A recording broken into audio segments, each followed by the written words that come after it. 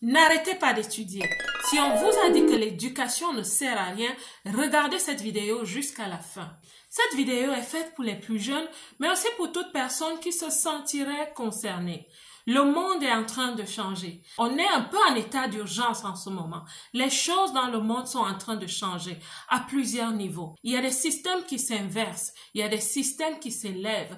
Qu'à cela ne tienne, il y a des transitions qui se font de par le monde. Nous devons rester alertes. Et l'une des choses qui m'interpelle en ce moment, c'est qu'il faut continuer d'étudier. Je parlerai de tout ceci sous le prisme de l'immigration. La jeunesse africaine est aussi concernée par l'immigration. Et les pays qui acceptent l'immigration ont de plus en plus de critères pour accepter les étrangers chez eux.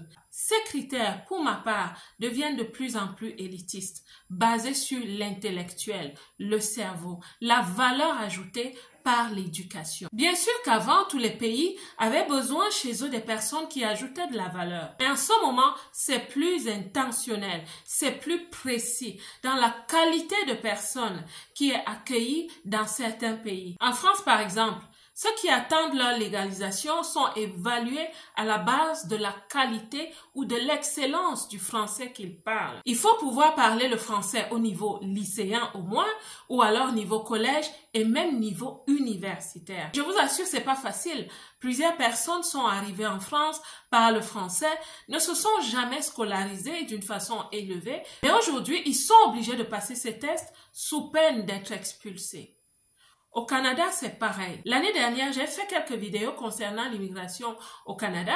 Et au Canada, c'est pareil parce qu'ils vous donnent des conditions liées à des professionnalisations. On favorise même les étudiants. Pourquoi? Parce qu'ils sont l'avenir intellectuel du pays. Aux États-Unis, ce n'est pas différent. Alors, parlons d'éducation. Quel que soit le système éducatif de votre pays, tout système éducatif est organisé comme une échelle. On va de bas en haut, étape par étape. On développe son cerveau. Pour ceux qui ont étudié dans le système français comme moi, vous commencez au bas de l'échelle, vous avez le jardin d'enfants.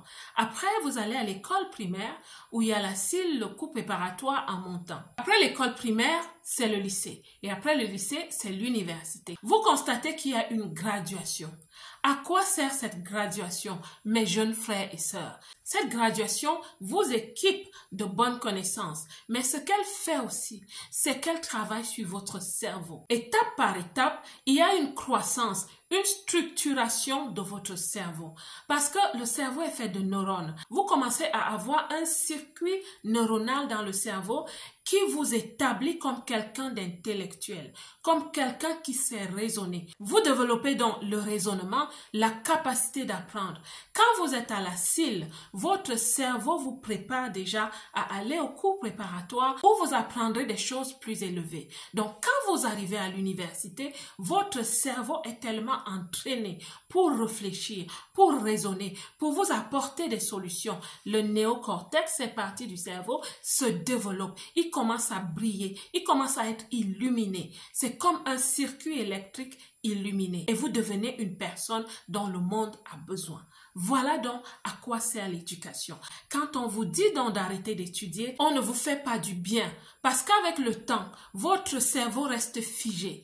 Il est atrophié. Le cerveau commence même à régresser. Votre façon de raisonner. C'est pour ça qu'il y a des personnes qui essayent de se profiler dans la vie d'une certaine façon, mais ça va être la carapace. Mais à l'intérieur, il n'y a pas assez de substance. Ça nous arrive à tous dans certains domaines. C'est pour ça qu'aujourd'hui, vous avez des grandes personnes qui doivent apprendre de l'intelligence financière. Parce que c'est des choses qu'on n'a pas apprises. Moi, j'ai dû apprendre de la budgétisation, la planification et tout ça. Mais j'étais même déjà adulte. Alors les jeunes, ne vous sentez pas mal si vous écoutez cette vidéo. Et même les adultes, j'ai une bonne nouvelle pour vous. Le cerveau est élastique. Ça veut dire qu'on peut apprendre à n'importe quel moment et le cerveau va suivre. La direction que vous lui donnez, il va la suivre. Donc, l'éducation est importante dans le monde où nous nous trouvons aujourd'hui. On peut apprendre à tout âge. Et il est très important d'avoir des connaissances. C'est bon pour le travail, c'est bon pour l'entrepreneuriat, c'est bon pour la socialisation,